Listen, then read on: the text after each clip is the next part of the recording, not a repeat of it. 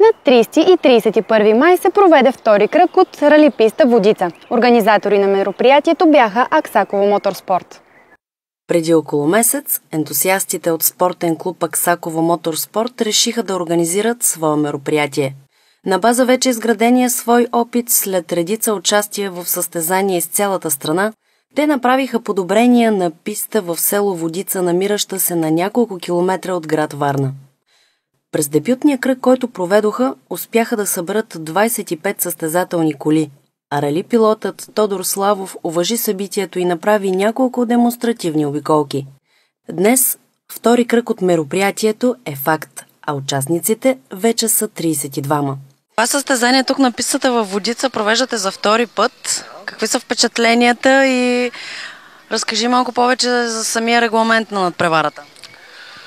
За втори път се провежда състезанието. Доста хора го харесаха като тип рали, понеже писта е стара, с наши средства си я поправихме тук, доколкото можем, с съдействието на автошкола Ради Маринов и синове, голяма помощ от тяхна страна. И регламентът е на принципа на тайм-атака, само че на 2 манша. Най-добрата обиколка се гледа от всеки манш и накрая се събира общо време и се изчислява кой е победител. В колко класа са разпределени участниците? Класовете са стрит са до 1600 кубика S1, S2 са над 1600 до 2000 и S3 са вече над 2000 кубика. По същия начин са и модифицирани. М1 до 1600 кубика, М2 над 1600 до 2000 и над 2000 М3. А как точно карат? Състезанието от 2 дни ли се състои? Да, съботния ден е ден за тренировки. Не е задължително всеки, който си прецени, може да дойде да се тренира. От 12 часа до 5 часа беше съботния ден тренировката. Днеска имаха възможност останалите от 8 до към 10:30 да тренират, които не са карали. И вече в 11 часа дадахме старта на днешното състезание.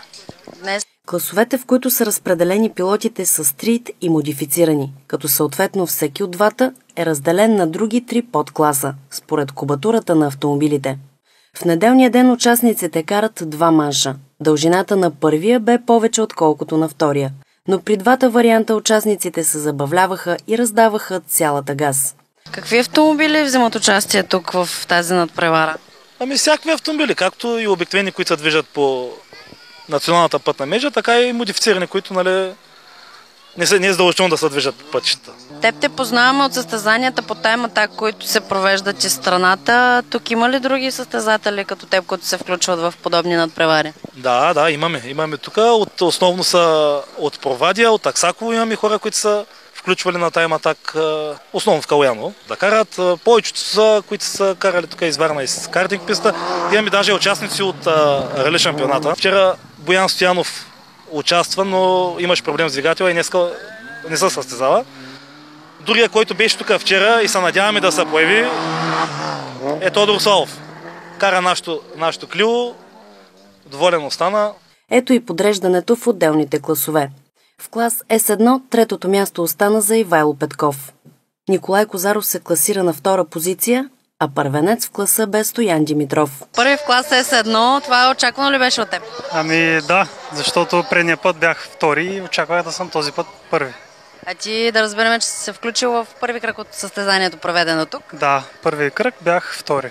В клас С2 третото място остана за Яни Шинев.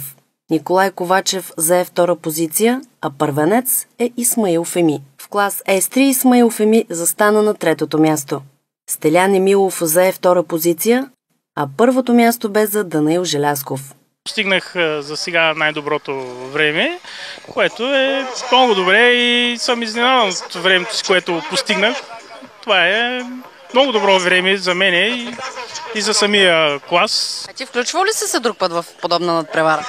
Друг път в подобна надпревара се включих на предния кръг на това състезание и това ми е за втори път се включвам. На втория кръг, това ми е абсолютно, съм аматьор от всякъде. Това ми за втори път карам на писта и съм доволен от себе си, от постигнати резултати и времена, които дадах. При модифицираните автомобили в клас М1 Бойко Стойчев остана на 3-та позиция. Ивайло Тодоров зае 2-то място, а първото място бе за Виктор Боев. Станислав Стоянов се класира на трето място в клас М3. Калин Пейков зае втора позиция, а Вилияна Дякова зае първото място. В клас М3 третото място остана за Милен Георгиев. Емил Саралиев зае втора позиция, а Вилияна Дякова зае първото призово място. Времето, което е записано, на какво се дължи? То е изключително добро спрямо останалите твои конкурентни в класа. Подготовката, която изцяло от мъжа ми.